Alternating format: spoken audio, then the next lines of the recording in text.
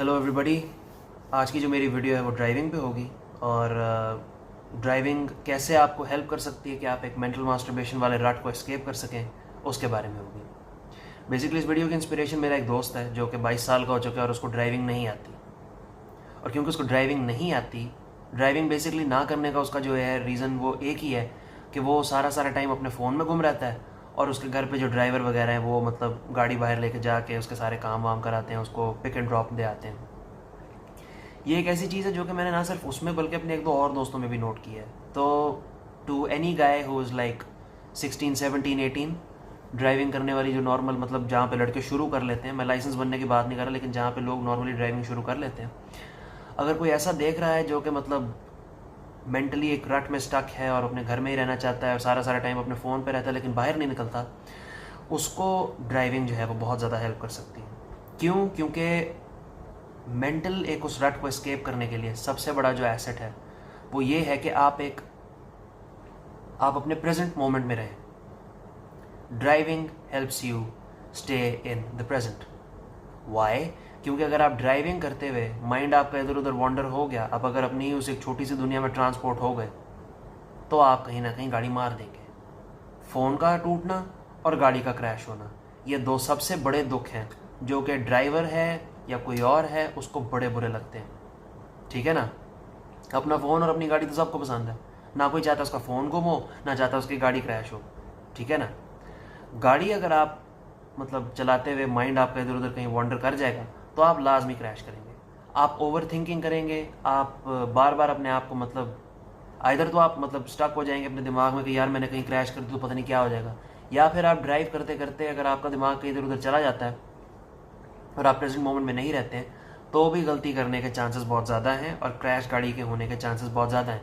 और जिस हिसाब से गाड़ियाँ महंगी हो रही हैं, I know for a fact कोई भी गाड़ी अपनी क्रैश नहीं करना चाहता। बिलीव मी, मैंने एक दो दफ़ा की भी है, बड़ा बुरा लगता है भाई। बम्पर ही टूटा था लेकिन बड़ा अफसोस हुआ।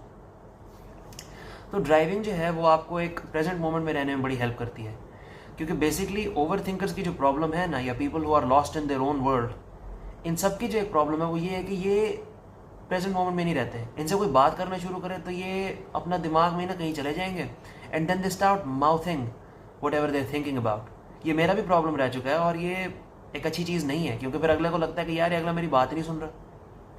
और अगर आप भी किसी से कोई बात करेंगे और अगला भी ऐसी बिहेवियर करे तो फिर आपको भी बुरा लगेगा कि यार ये तो मेरी बात पे ध्यान ही नहीं दिया जा रहा।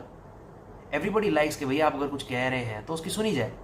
अगर आप कोई बात करें और आप आगे से मतलब आपका जो अगला बंदा है वो मतलब वो आपकी बात सुनते सुनते ही starts mouthing something in his mouthing different words, तो आप समझ जाएंगे कि his brain is not present, which is very very offensive I would say to the other person. तो driving obviously it helps you stay in the present moment.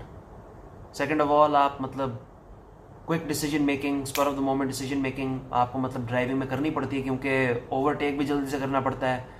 Rush ज़्यादा हो जाए तो उसमें गाड़ी कैसे मैनूवर करनी है, आपको अगर मतलब कोई हॉर्न आप देते जा रहे हैं, सामने वाला नहीं हट रहा, आपने कैसे गाड़ी मैनूवर करनी है, वो सारा कुछ एक डिग्री ऑफ डिसएग्रीबिलिटी भी देती है और प्लस आपको एक वो एक spur of the moment decisions जो है ना वो बनाने में बड़ी हेल्प करती है, जो कि आई वुड बिलीव कि भाई हर लड़के के लिए ख़ास तौर पे वो एक बहुत ही एसेंशियल स्किल है, वरना आप बहुत ही टिमिड से रह जाते हैं। Driving also helps you come out of your shell because you're out into the open. आप मतलब अगर आप बहुत ही सॉफ्ट से हैं और बहुत ही आप कोई वेले से हैं जो कि कहे कि नहीं यार मैं घर से बाहर नहीं निकल सकता क्योंकि मुझे धूप कुछ कह देती है या गर्मी मुझे कुछ कर देती है, तो आप गाड़ी में भी एसी चला के गाड़ी चला सकते हैं और आप वेदर को एंजॉय कर सकते हैं, मौसम को एंजॉय कर सकते हैं, जो कि ultimately all of this adds up to a better mental health.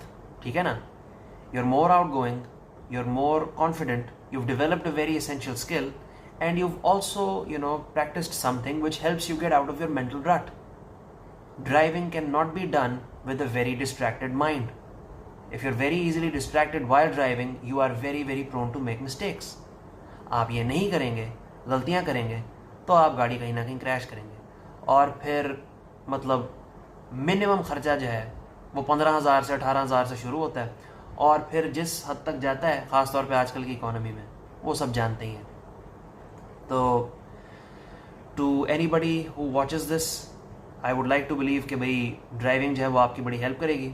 मेरी अपनी उसने बहुत ज़्यादा की है, इसलिए एक ट्राइड एंड टेस्टेड आपको फार्मूला बता रहा हूँ. If you want to escape a mental rut, if you want to escape your over thinking brain, if you want to escape your own mind, essentially escape your own mind, तो driving ज़रूर करो.